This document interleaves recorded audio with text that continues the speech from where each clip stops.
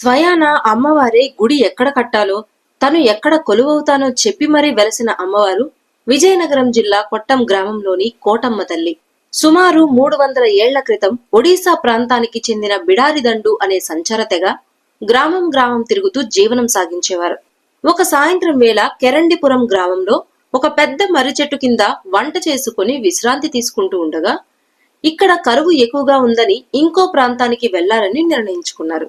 అప్పుడే ఆ మర్రి చెట్టు నుంచి, మీ నిర్ణయం సరైనదే, మీతో పాటు నేను కూడా వస్తాను అని ఒక ఆకాశవాణి వినిపించింది. అప్పుడు వారు భయంతో, అమ్మా నువ్వెవరు అని అడిగారు.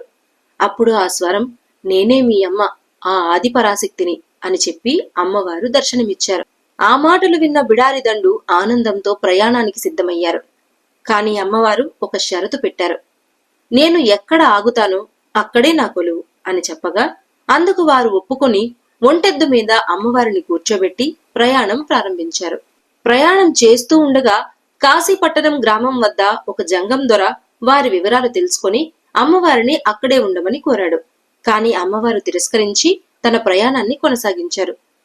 చివరకు శృంగవరపుకోట సమీపంలోని కొట్టం అగ్రహారం దగ్గర ముసిడివనంలోని ఒక నీటి కొలను వద్ద అమ్మవారు ఆగిపోయారు. ఇదే నా స్థానం అని అమ్మవారు ప్రకటించారు.